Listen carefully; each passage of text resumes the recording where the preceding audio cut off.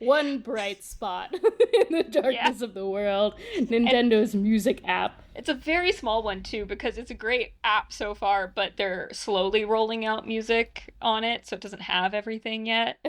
It's like when they dropped the, like, U2 album on everyone's... Some people had the only thing they had in their iTunes library was the U2 album. Everybody going, I don't even know if I wanted this one. Why did you do this? It's that, except it's the Mario underwater theme.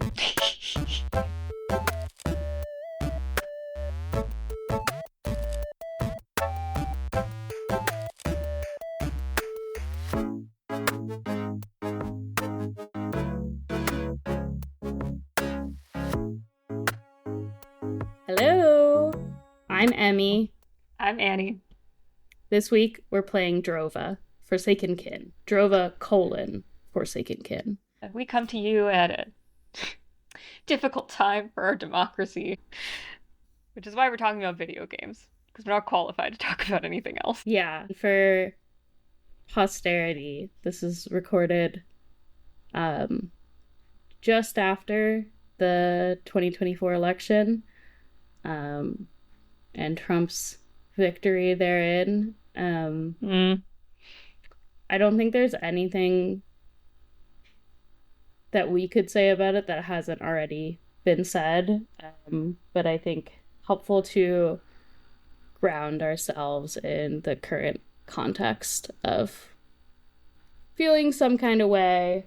I know for me, I was surprised by how I reacted. I thought that I would be having a really hard time, and I am, but not as hard as I thought, and I think it's because I have the opportunity to be in a community where I am supporting other people, or I guess rather I have to support other people. I have to go to class and teach my students, and there is something really powerful about going to class and being nice to them and like being kind and considerate of people who, at least in that situation, have less power than I do.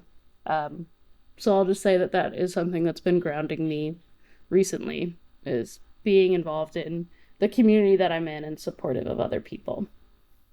That is so nice and mature in comparison to what I'm about to say, how I'm handling it, which is I am not handling it well. And so the day after the election, I was pretty, I was doing my work because I had to, because I have a day job, but I was also a lump in bed. But I'm also trying to take some heart in the fact that, like, okay, for whatever the next 4 years bring, probably bad stuff, I at least will do my best in my own power to find a community of people where I can be a helper and make things better. And I'm also really lucky to live, for me, in a very blue city. So hopefully being able to share the resources of this place with other people that are going to be affected. That's the plan. And of course, escaping into video games when I can, also plan. Also part of the plan. And I spent, Friday and other parts of this weekend just hanging out with other friends who I knew were bummed, because at least we could be bummed together. And that really helped. And that did include playing some games, actually. I went over to my friend's house and I played Drova on my Switch while he was playing the new Life is Strange. Double exposure. It was nice. And some Mario Party, too. That was less comforting, though. Mario Party was less comforting because I lost so freaking badly. You know what I think part of it is, right? Is that there's a through line of these things of, like, doing things that we have power over generally feels good. You don't have power in Mario Party. Like, you feel powerless because things will just, like, fuck you over. Okay. So, like, maybe that's why it didn't feel quite so good. Actually, okay, here's the thing. I don't know if this is a new generation Mario Party thing because I didn't play the last one that extensively either, but there's a pro mode in Mario Party Jamboree, which takes out some of the chaotic elements. Huh. So that it is a little more strategizing and involved. So it marks out the spots on the map where the stars can appear. It gives you an item to choose from at the beginning. There's only one bonus star awarded at the end, and it tells you what the bonus will be for. So there's still plenty of random things that can happen, but a lot of the randomness is cut down, which meant that a lot of the things that happened were within my control. I was just bad at it. Well, I guess we meant before we went off on more of a tangent to also talk about how, at least in this difficult time for our country, I say that as if I can be a political pundit who, again, has influence, but whatever. In this time where great, Trump's going to be president again, at least we have each other, and collective action is really, really important for keeping the world a good place that's good for all people in it.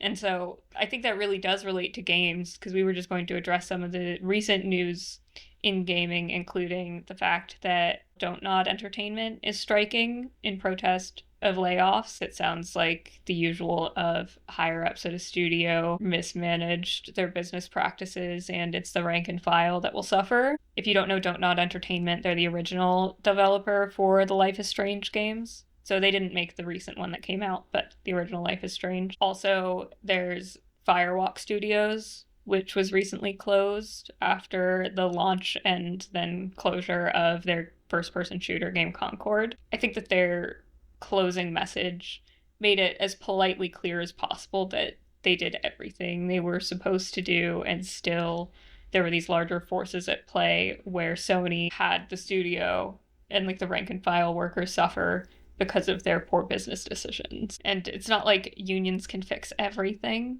but being able to band together and protest against some of that unfairness for what we deserve in the arts and in any discipline, I hope that that's what the workers get in these situations. Right. It's sort of unfortunate almost that like the power that we have reliably is our economic power. Like, it's kind of icky, right? I wish it were not that way. But ultimately, one of the most effective ways of action is disrupting economic gain. When big companies find their profits actually threatened, when people put their money where their mouths are, that's what matters. And in other news, Nintendo released an app for their music.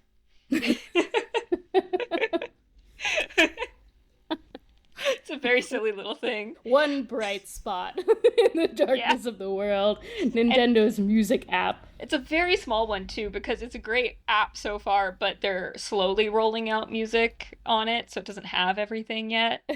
It's like when they dropped the, like, U2 album on everyone's... So some people had the only thing they had in their iTunes library was the U2 album. Everybody going, I don't even know if I wanted this one. Why would you do this? It's that, except it's the Mario underwater theme. Are there any other details about the the Nintendo music app that you want to discuss? No, I just want everybody to know, because it seems like there are many people who don't. And I just want, be aware. Beware, even, perhaps. Although I'm sure that this is also, knowing Nintendo's litigiousness, this seems to be an easy way for them to start, perhaps more than they already have in the past, persecuting people who post Nintendo stuff online that they don't want them to. So maybe the YouTube takedowns are imminent. Or Spotify ones. But it's hard to find video game music on Spotify and other streaming services regardless. So maybe they were already doing fine in that regard. Do you listen to video game music often while you're working? I do, because listening to music with words in it really messes up my work, especially if I'm writing emails, for example. So I have several go-to video game soundtracks, like the Hyper Light Drifter soundtrack I throw on, the 10-hour-long YouTube video of Final Fantasy Soft and Smooth Piano Collections. Every day I will throw that on. Similar, there's also a collection of Zelda remixes by an artist named Michael called Zelda and Chill, and there are 3 different albums and they are great. So that's generally what I go for. I have the vinyl collection of Stardew Valley soundtrack, the like 4-season, and they're beautiful. They're like so they have pretty. Beautiful art. Each one of them is colored vinyl. Unfortunately, I don't have a turntable anymore, so I can't listen to them. I had one that was just not getting a lot of play in my old place because it just didn't have a place to sit. So it was always like in a kind of a weird spot that wasn't very accessible. And if I find that I miss it and there's a good spot to put it in our new place, then I will get a new Mm-hmm. one, although it is quite an investment. But it's more about finding a spot to put it where it'll Mm-hmm. actually get used. Because if it's like hard to get to, it doesn't get used. Yeah. I'm glad I don't have that affliction. Record collecting, because I have so many so far already. I don't need another purchasing things hobby. Though I did. Wait, that reminds me of the big news that I wanted to share, the personal news Oh, uh since the last time we recorded an episode. My Zelda amiibo collection is now complete. that's incredible. It's been years. As long as I I have know. known Annie, she has been collecting, and that's like a decade at this point. She has Yes. been collecting Zelda amiibo, and it's always like you're a couple away from Well, because then they completing your release another collection. one, right? Right. But yeah, I was only missing at this point the Mifa and Urbosa ones, and it's always a challenge of, it's not a challenge of accessibility because there usually are plenty out there, especially if the more popular ones, but it's of like, am I willing to pay what they're charging me for this thing? And I very luckily had a lovely friend who went on a trip to Japan recently, and she was going to the Nintendo store, and I was like, please, for me, can you see if Mifa and Urbosa are there? And she came through. I Nintendo That's such an Tokyo. incredible gift for you as a friend. Like I can Oh yeah. only dream of getting you something that you would love and value as much as the completion of your Zelda I mean, amiibo you already collection. have. At one point, Emmy mailed me a mug exclusive to a tea factory in her That's true. You hometown. did really want that. I wanted that mug so bad, and we visited the Celestial Seasonings tea factory together one time during college, and I remember looking at this mug that says, I survived the mint room on it, because the mint room is an intense experience in the tea factory. And I regretted so hard not buying it. And I said it to Emmy a bunch of times. So at one point, when you went back home, you went there and got it for me from the gift shop, which is very special, and I still have. But all that to say, you don't have to aspire. You've already achieved something just as good as helping me complete the amiibo collection. But yeah, now it's done. And so, I mean, Nintendo seems to be winding down amiibo production anyway. There are very few new releases. So, which I'm a little bummed about because I would have loved an Echoes of Wisdom Zelda, I will say.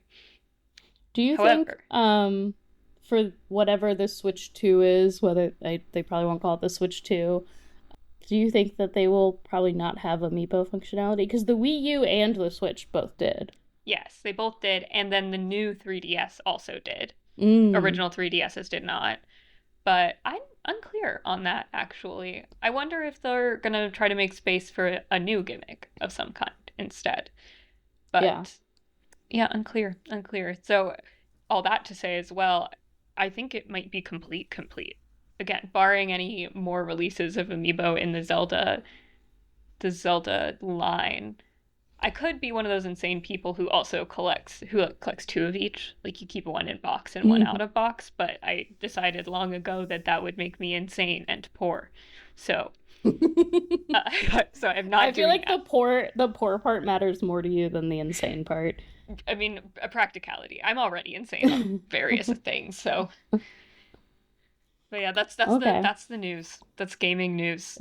Yeah, that's the both news. both personal and Hopefully not you're able personal. to follow it.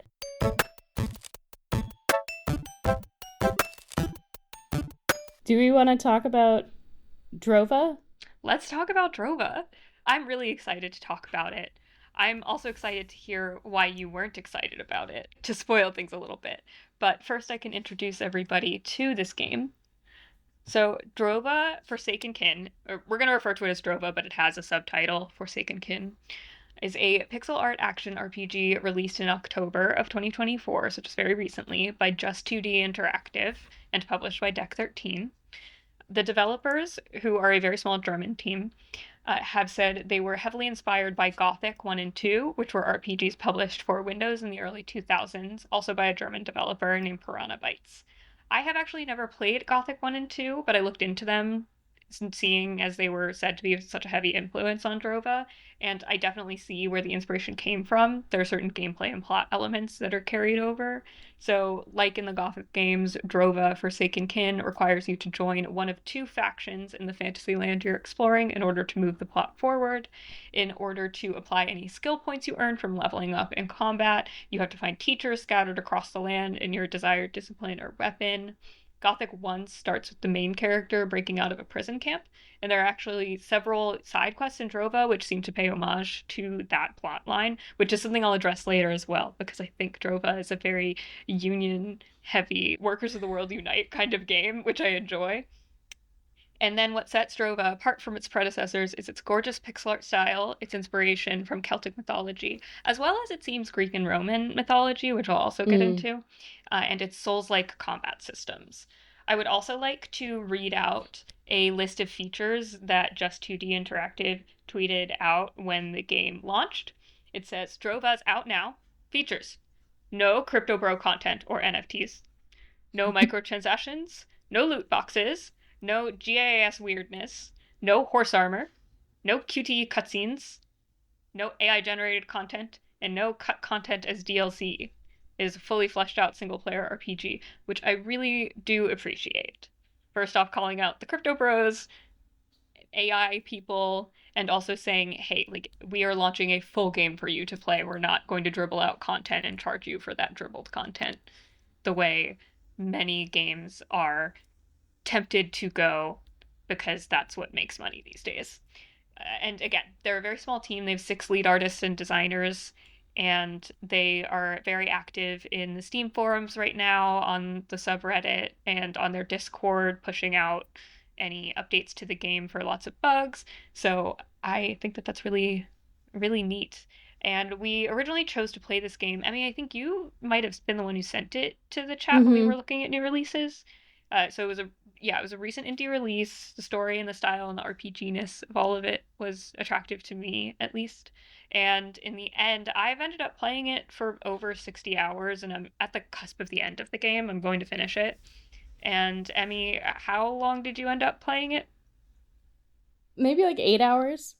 Okay. I played a decent amount of it. You gave it a really good shot.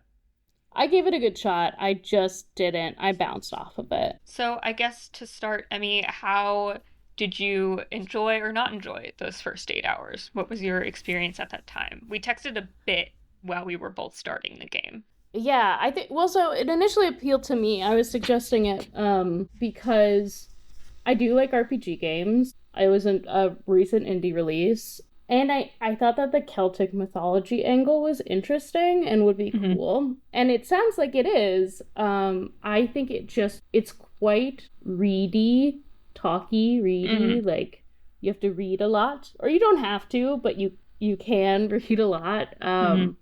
Like, anytime you're talking to a character, there's like 6 follow-up dialogue options. And that's something that I enjoy sometimes. But the writing has to be so engaging for me to enjoy that. And I think in this case, it just was not too grim, because I do think that I like that often. I think I just didn't have the brain space to like really immerse myself in it in a way where I would have gotten a lot of joy out of reading all of those things. And instead, Mm. I felt like a compulsion to be just like making sure that I select every single follow up and like read everything that they're saying, even though I didn't really want to. And so I think that was maybe the main thing that made it feel dragging to me. Like, I think a lot of Gotcha. it conflicted with my desire to read and uncover everything in a game. And I just didn't have the mental space to do that in a game Mm-hmm. that does have a lot in it. It did have a lot in it. And I will say also, the game does just kind of, it starts off talky and then it throws you into it. So the premise of the game is you are a normal villager in medievalish Celtic times and the village druids have discovered this mysterious crystal that is supposed to be the key to a mystical land of plenty called Drova.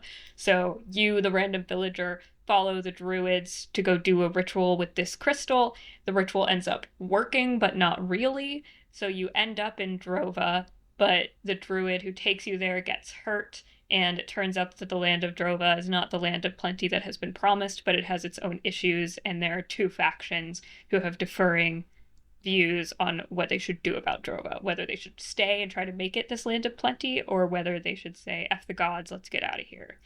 And you have this crystal that ends up being the key to furthering either of those plots. So at the beginning, I also felt it was very talky, but I got into it soon. I don't know why, but I was happy to click every dialogue option as I went and read. But I'm also like a very heavy like yes words, reading, give me the lore gamer, and so the more I could read, the better. I think that I used to be, and I'm not anymore. Mm. I think I used to be a very like long game person, and at this point in my life where I have a lot more, this is not to imply that you do not have a lot going on, right? I'm just comparing to myself in the past. I have less going on than I used to. But like I think that I have enough stuff that drags outside of like classic work hours, which I kind of hate saying, like, because I never thought that I would be this person of like, because I used to love a long game, like really sinking my teeth to it and letting it immerse me. But I think that I don't have enough consistent sit down and sink into it time to get the most out of it that I want. And instead it feels very interrupted of like, okay, what was I doing? And you really, I think, I don't know, how did you sit down and play this for like several hours straight when you were playing it? Yes, I did. Yeah. And probably my friends who also, they can't speak. You know how it says you're online when you're playing on your Switch? I played mine on my Switch. I saw my friends also popping up online at ungodly hours playing various games, not Drova. So if they saw me and felt the need to comment, well, you were also at the sacrament, so it's fine. But yeah, I got really into it. I was definitely sitting there and playing it for hours. It was the type of game where I was on my couch and it got dark around me when I was playing it on weekends. And it also actually very much helped me. Election night that Tuesday, I got dinner after work and then I went home, checked the news briefly, saw it was going not the way I wanted, then turned off my phone and played Drova the rest of the night until I fell into a blissful drugged sleep.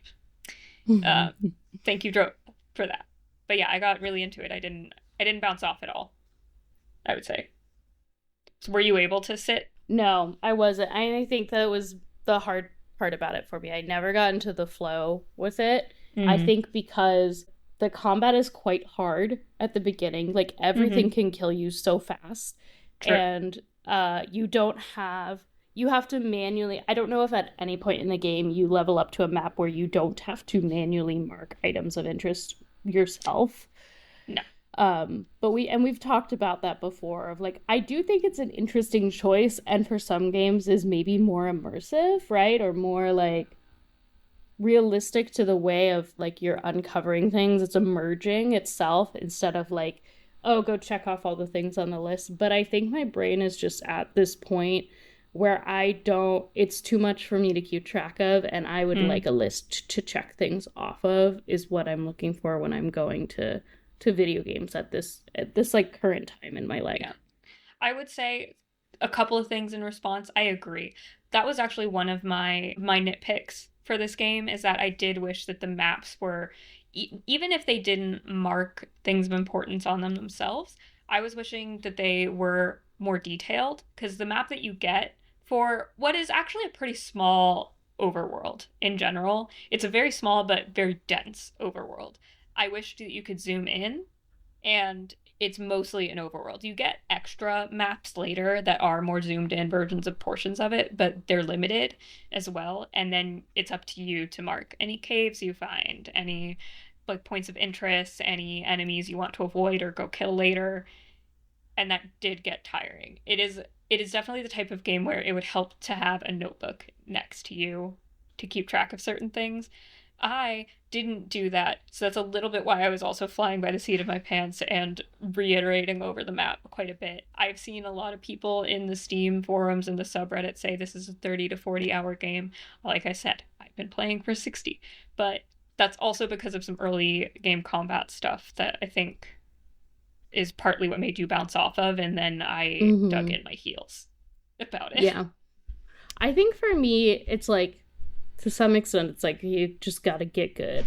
But it didn't feel good enough. The combat didn't feel good enough to me to want to get good, right? Like, Mm-hmm. and you're just dying over and over again, which we've talked about too, is like, can be part of the flow that you're in, is like, okay, I died, I'm doing it again. I died, I'm doing it again. Mm-hmm. But in this case, it just felt like it's getting in my way. It was And demoralizing. especially when you're trying to remember, like, okay, this character in like text I was scanning and like not reading because there was so much text, it told me to like go north of this hill. And I'm like, I don't know what hill that is. Like, No. and I can't just freely wander, because then I'm like, well, how did I even get back to the person I was talking to that told me where to go?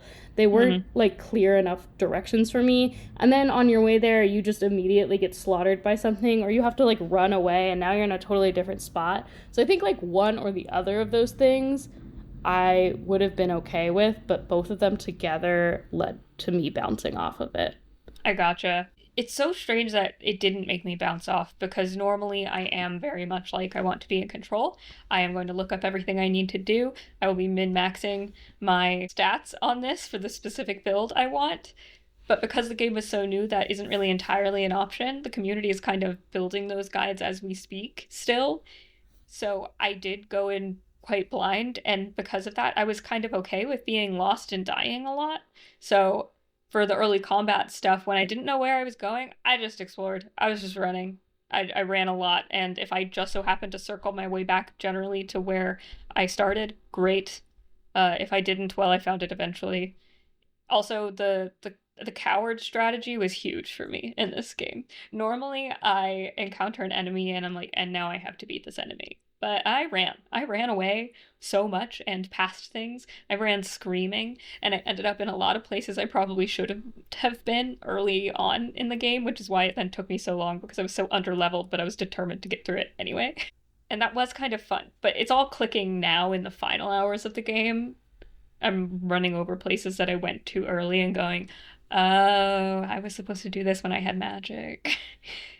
And maybe that's less fun for certain people, but I still had fun that way.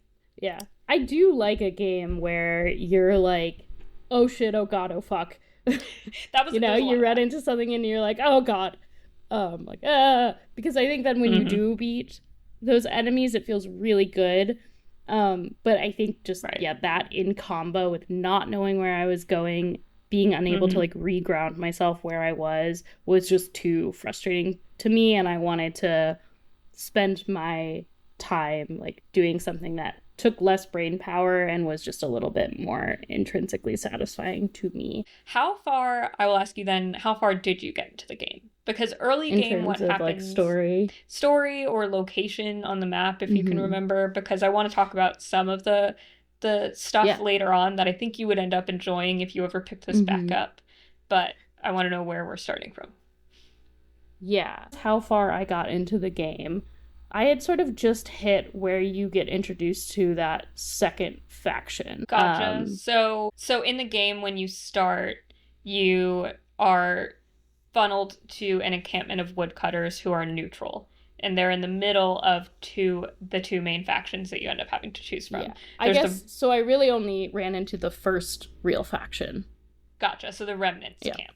And you're told that they're the two main factions. There's Nemetin, which is a very large, established, prosperous faction, and it's the original. And then there are the remnants, which split off not too long ago from Nemetin. And the Nemetin believe that Drova is a land of plenty and that they can use the gods' power to make it so. And the remnants are saying, F the gods, Drova is not a land of plenty, what we want is a way out. And so you, a newcomer, have to choose one or the other to ally with in order to further the plot. And the plot does narrow as time goes on. At first, this means that you're locked off from one side of the plot, and then a bunch of things happen. But they kind of converge in the same place, it seems. And I chose the Nemetin, but the remnants are who you encounter and interact with first when it comes to factions. Yeah, which so did great you reach name, remnants? Yeah, they sound cool as hell. It's a cool as hell name, very accurate to what they are, right? Like they're the remnants of this thing. I'm sorry I cut you off. What was your Oh no, question? that's fine. I mean, I was ready to ally with them on the name alone, but then I also, well, I could talk about this then as we go forward from here now. But my gameplay style with most games is if you confront me with the main plot or quest of the game, I will say, cool, thank you so much for that. And then I will go do literally anything else possible for as much time as possible until I'm forced to do the main thing in order to move anything forward. And so in the game, you encounter the Remnants camp first, and then there is a path you can take from the Remnants camp where you learn some rudiments of stuff, and there are a lot of side quests you can still do without committing to either side. And then you can go to Nemeton, meet them, and then kind of decide who you're going to commit to. And I felt that I was not getting enough information from either to commit to either side because in my travels, explorations, in areas that were soft locked by enemies I shouldn't be fighting yet, but I was fighting them anyway. I was picking up a lot of tidbits about the Bygones, which is a like the ruins faction essentially. They were a long ago people who Mm. settled Drova first, and there's all these hints and ruins about them that you can pick up on how their civilization fell. And it was seeming to me that whatever Nemeton was doing or whatever the remnants were going to do, it was just going to repeat history and things were going to go bad. So I had wanted to gather more information first before committing to either side. And it turns out that doesn't really matter because you'll go find that information through the course of your commitment to a faction, regardless. But I did basically everything else possible before committing to a faction. Yeah. And it turns out there are 4 chapters in the story. So chapter 1 is committing to a faction, and then once you commit to a faction, it moves you to chapter 2. And chapter 2 is the exploration of a large chunk of the map that's pretty difficult to do unless you've committed to a faction, gotten some nice armor from them, because that's a huge thing that happens actually when you commit to a faction. You get some armor and you get the ability to do magic, which is very OP and makes combat a lot easier. I explored most of the map without that because I refused to commit. I was afraid of commitment.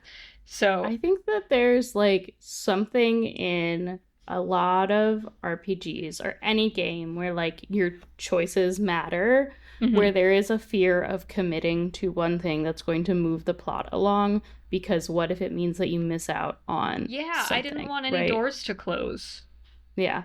And in doing so, I actually ended up screwing up a bit of my journey.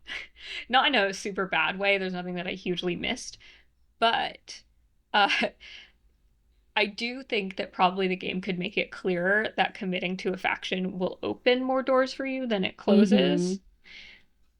Because what ended up happening is I actually completed chapter 2 before committing to a faction without knowing it because Mm-hmm. I made my way into because I insisted part of actually also what breaks the game a little bit is if you're a really committed thief and lockpicker, which I am and was. Like you can steal everything, and as long as you don't get caught. And if you explore enough, you can find the people who teach you masterful lock picking pretty early on, and then you can open all the little locked doors that are supposed to keep you out of places. And so you find maps to places that you probably shouldn't be in yet. And that's how I got into the Forest Primeval early, and that's supposed to be all of chapter 2. So I I did do that. think it's cool that you could do that. Yeah, the fact that it was open was interesting to me because what ended up happening is I was in chapter 1 so long I forgot there were chapters. And then I finally committed to the Nemeton, and then all of a sudden it said chapter 3. And uh, I was like, wait, but what about what chapter 2 was? And it's kind of one of those funny things where they say, okay, so now we're sending you on this quest. And then there's a dialogue option where it says, I did that already. Yeah. And you're like, I did that already, actually. And they're like, what? Cool, okay. And then it skips you forward. Yeah. I mean, I do. I think it's great game design that they're able to account for that, right? Yeah, Because that it it was could. free It's enough. sort of breaking the game, but you're breaking the game within the game. Exactly. Yeah. Something that the designers did say on their site is that they wanted to do something that had a lot of freedom and choice and no hand holding, and that is true. That is what is going on here for sure. So It it definitely accounted is for not that. hand holding. Definitely not. In good ways and in bad, I feel. Yeah. Um, And then in the bad ways, like I said, it's such a dense world that there are a lot of side quests and things that I am having to look outside the game to get help on. So I am also, like I said, I've been reading on the subreddit. I'll probably have to post soon to ask about what the heck is going on with a certain thing. But I basically have a lot of key items languishing in my inventory where I'm like, what do I do with this? Have I encountered the right person to show this to? Am I missing something? And it turns out I am. And it turns out that this is partly actually why I don't have the game finished for this discussion today. But I was it was maddening because I've had these key items sitting there and I was like, surely something must be going on with this before I head to the final battle. Turns out, yes. Turns out the only way to get the true good ending is to do the thing with these items. And the game doesn't really push you toward doing this thing in a Mm-hmm. significant way.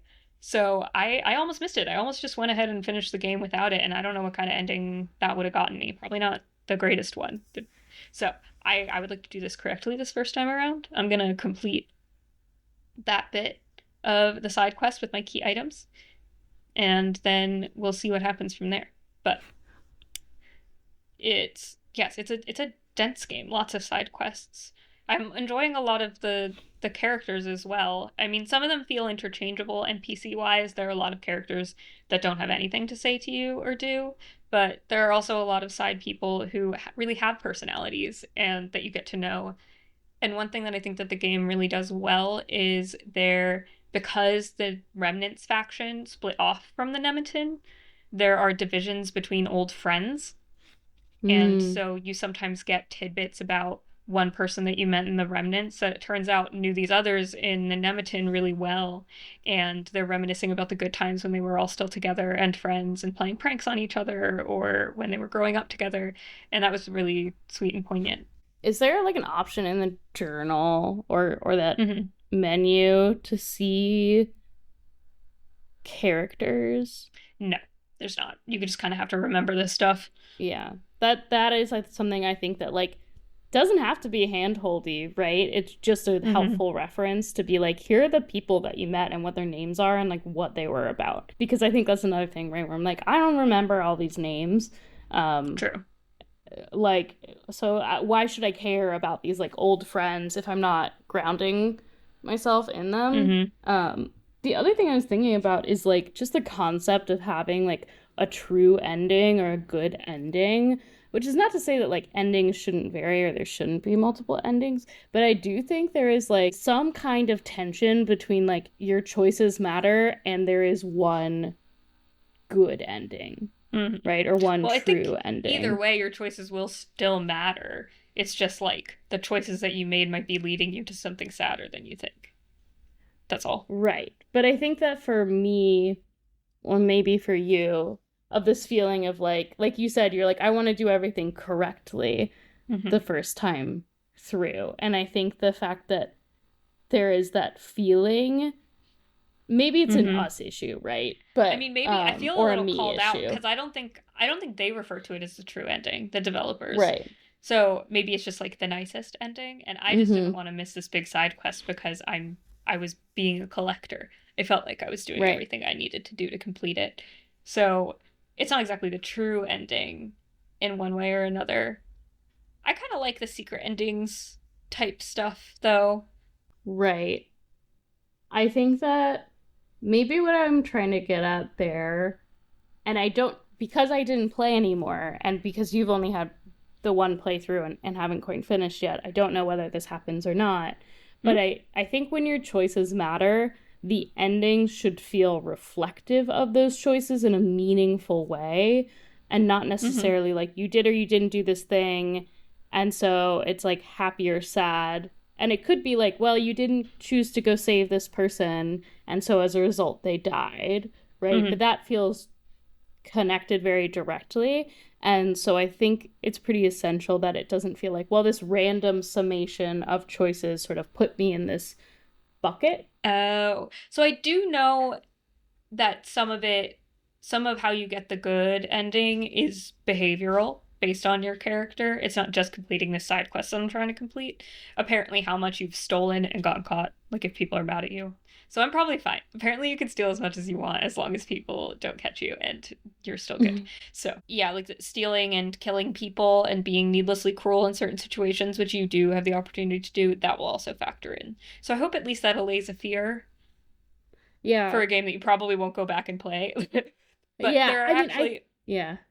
I was gonna say too, side quest wise, I had mentioned that there were a couple that were like Workers of the World Unite oriented, which Hmm. I really enjoyed because it does give you the option. For example, in one side quest, you're working in a mine, and the mine is sort of like a take advantage of the workers situation, and the foremen at the mine are like skimming silver off the top that you're mining, on top already of the half that they're going to take when you leave the mine.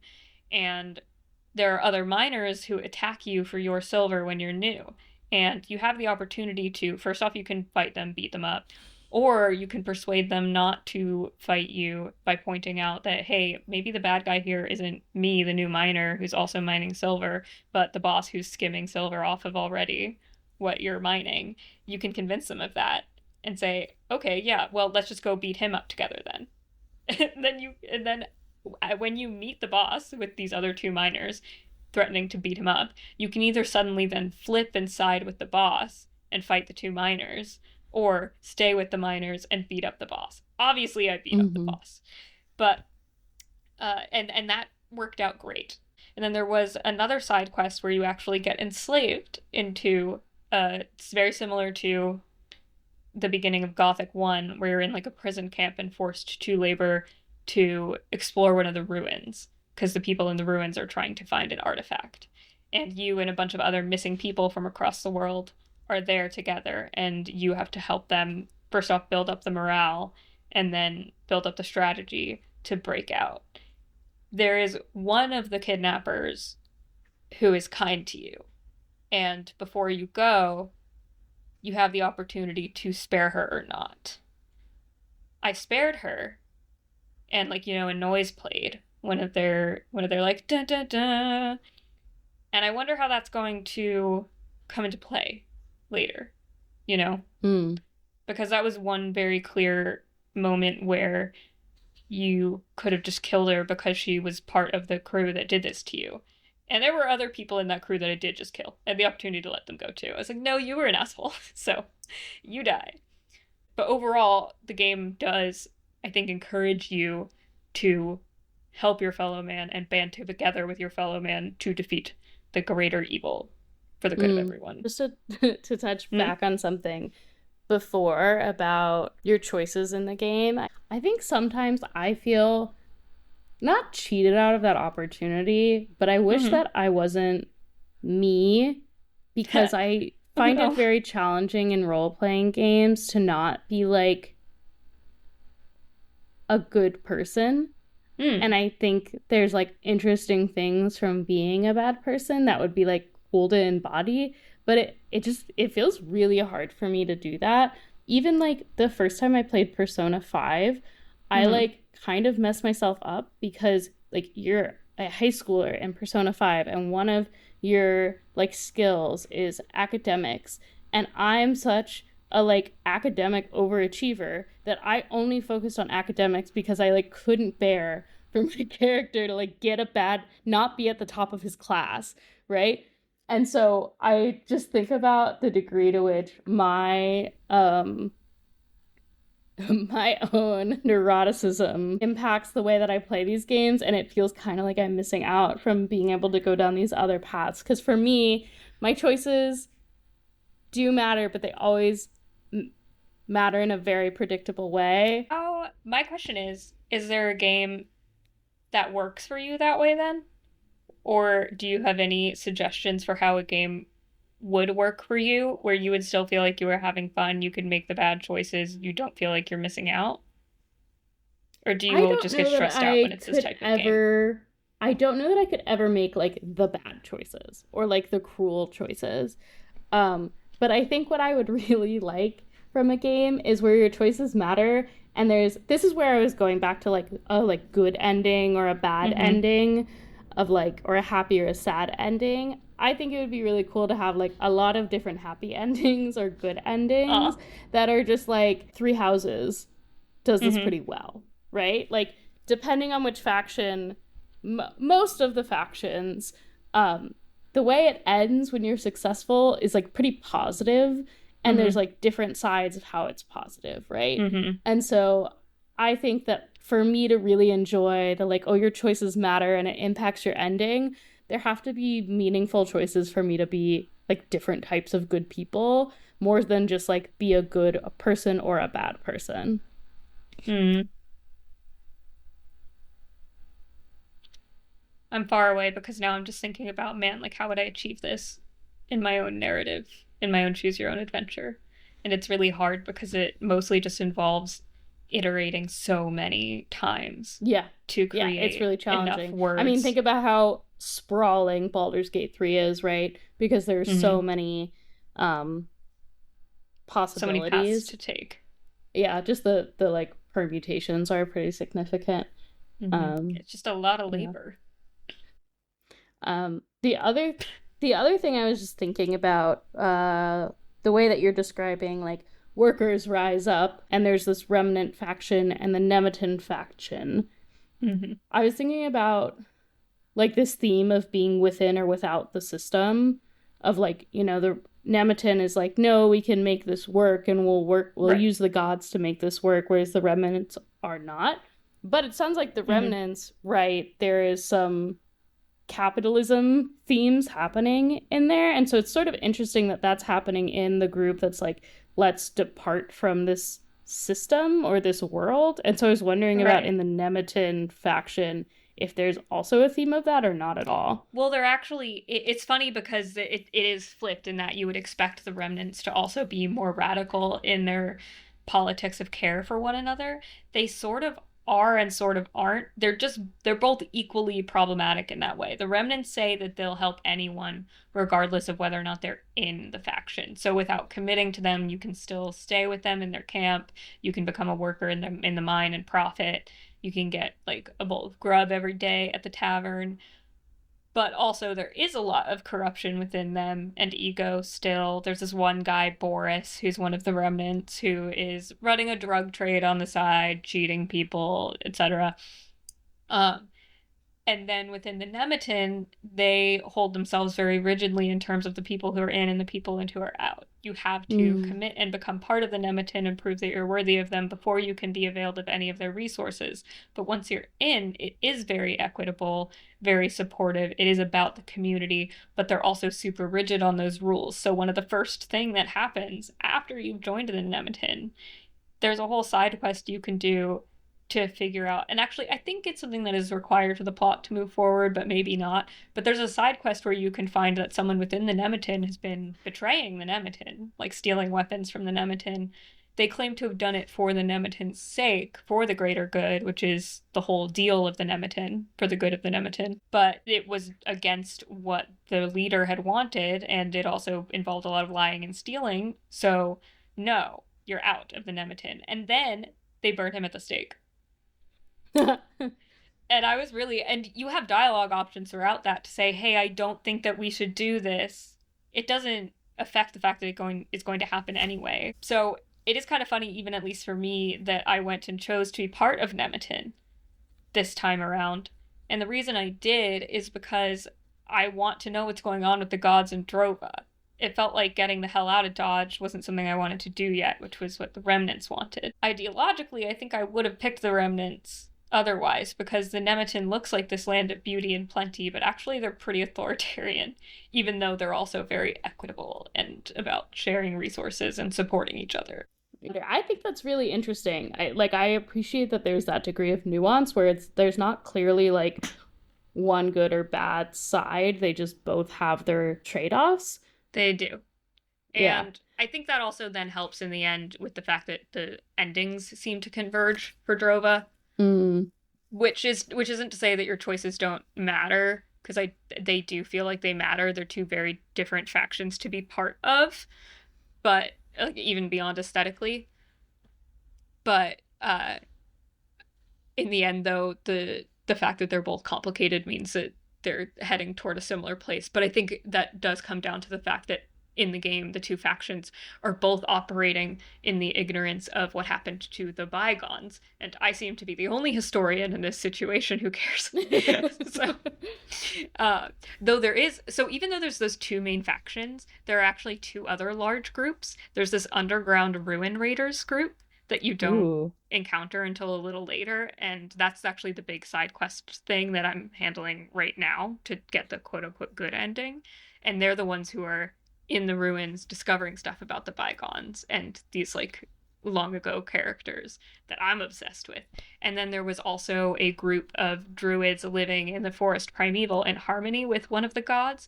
And then the thing you do once you join a faction is you go into the forest primeval, kill and capture their god, and harness the power of that god, and then the forest primeval dies. And you, throughout that experience, can be saying, hey, I don't know if we should be doing this. This seems wrong and feels real bad. And everyone is like, but we got to do it for Nemeton. So that's partly why I'm like, oh, this just all converges on bad. We're just repeating history of the bygones that created all of these ruins. But forward we go to the end. Just reflecting on that a little bit.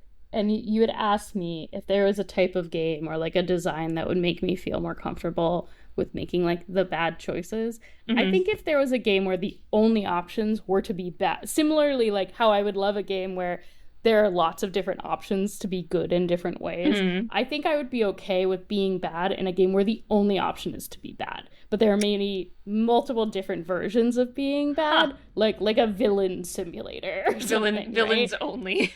Right, and I think it would really help if it came along with some comedy. Like, what is it? Turnip commits tax evasion.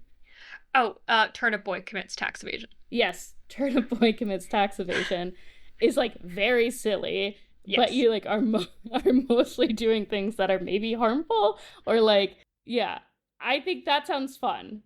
Okay, I actually kind of understand that. That does make me think, this isn't a choices game really, but it does make me want to ask you if you've ever played Shadow of the Colossus. No, but my partner is maybe playing it right now. Ooh, I think you should experience that then, because that is a game where you only have the choice to make something that feels wronger and wronger as you go. But you do gotta do it.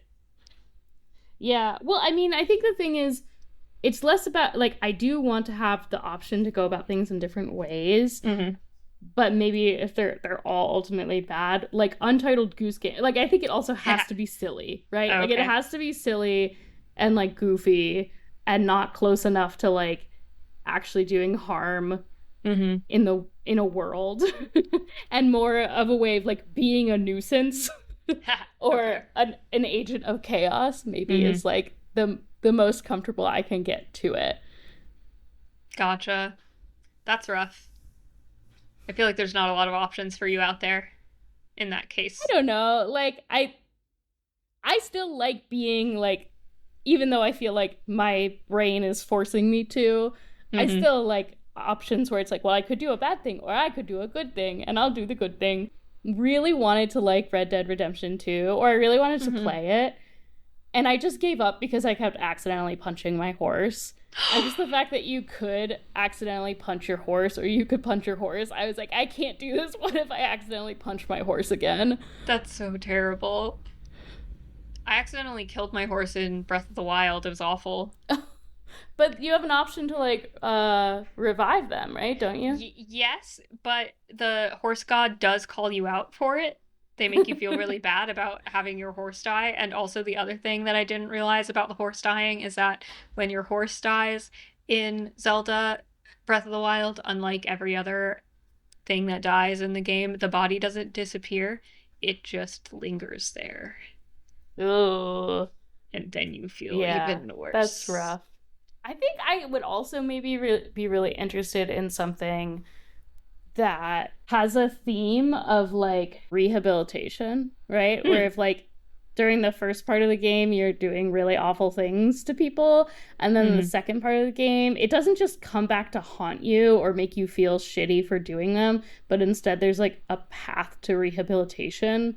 I think I would be down for that, but I would need to know that that's something that happens. And I think it would be really interesting. Yeah. Now I'm trying to think if there's any game I know of that has that built in, and I don't know, not off the top of my head.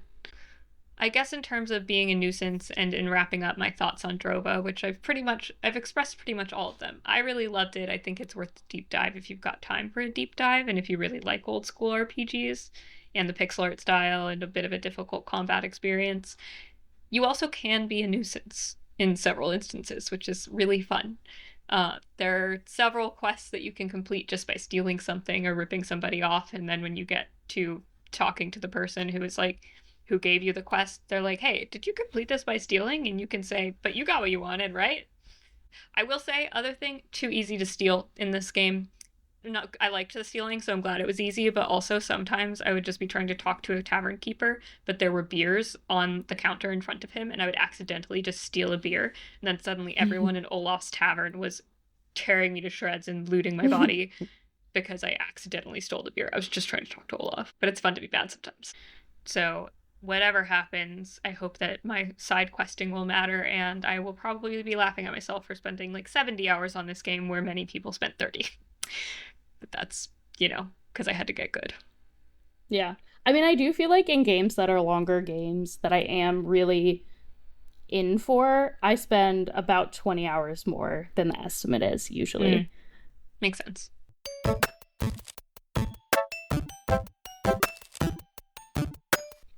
And what were you going to jump into? Games coming out? I was just going to say, yeah, do we want to talk about games coming out? I am running a little behind on these because there are more just building up and up that I want to look at. True. I will say Dragon Age, the Veilguard came out, which I don't have an ability to play at this time, so I'm mostly just living vicariously through other people posting gift sets of my one true love, Lucanus, the Mage Killer. You're always in love with a character from a game that you are not playing. Yeah, like it's the spice of life, How unavailable can this person be? Fictional and I can't even play the game? Sign me up. Just looking from afar. Okay. Yeah, so there's some of these may have already come out. Certainly they'll have come out by the time that this episode is out. We're trying to build up a bit of a backlog so that we can stay on top of recordings in the future. But Scarlet Deer Inn, I'm so excited for. I don't even know that it has a release date. I kept seeing it while I was doing some research, and that's the game where all of the frames are embroidered, which is so cool. I love like alternative animation styles. Like I absolutely love, there is an artist whose name I forget and I will put it in the show notes, who does needle felted animations, which are amazing. Wow. And just cranks them out. I don't know how it takes so long to needle felt things. But yes, Scarlet Deer Inn is I think it's like an adventure game. Right? Yeah, it looks like a 2D platformer. Or no, is it a platformer? Yeah, it's a platformer. But all of the animation frames are embroidered by hand, which is just so much work and so rad. Ale Abbey is a tycoon game about making medieval beer, which just sounds so up my alley. Or Abbey, as it were. There is a snowboarding action sports game coming out, which I am always excited about. They just are so fun. Called Lonely Mountain Snow Riders. Sparrow is, I'm not super into horror games because I'm a baby, but Sparrow is a horror game where you play as a bird trying to escape cage. Toads of the Bayou just has the vibe that I love. It's a turn-based strategy deck builder, and you're toads. Ooh, love the pixel art. I believe that we've mentioned Worshippers of Cthulhu. Actually, in a previous episode. Maybe not. Or maybe you mentioned maybe it, just by maybe not by name, but that is a city builder for running a community that worships eldritch horrors. You guys can't see me right now, but my mouth dropped open. That's so my vibe. Yeah, that's my list of things that I have details about. There's a number of others. So many things to be excited about. Oh, this one came out already, October 21st. Yes. I have not looked at things for November yet, so these are maybe a little behind, but recent games. that you might be interested in checking out. I love seeing the names of bug fixes because it's always so ridiculous. I'm looking at the bug fixes for Worshippers of Cthulhu right now, and it's like fixed disappearing hire buttons, corn and robes balanced, better homeless management. The veil has parted. There was a game that you were really excited for us to take a look at that has launched. We're ready to go. Do you think we're still going to do it? The name is escaping me at the moment. Death of the Reprobate? Death of the Reprobate. Yes, that one. So I'm very excited for this point and click adventure. Yes. And then another one that we discussed that you do not want to play, which is valid, that I really want to play, is the Totally Spies game that came out, because I was a big Totally Spies kid. Which we do have some plans for, so yes, stay tuned on Totally Spies information in the future. Yes, but I think we will be playing Death with the Reprobate. And I'm so excited. So I think we say that word differently, and now I don't know which reprobate. one of us is right. Reprobate. But you know what? We'll look that up and decide on something later. It's one of those words where you've only read it and never had to say it out loud. Yeah. And now here we are saying it out loud. Yeah, embarrassing, upsetting. We'll learn. I am getting a PhD. No one is allowed to criticize how I pronounce things. I don't have a PhD, so if I pronounce something wrong, it's because I'm not educated enough. That's what I've decided. Yeah, as an English major, you don't know words. I don't know words at all. All I know is how many words I don't know.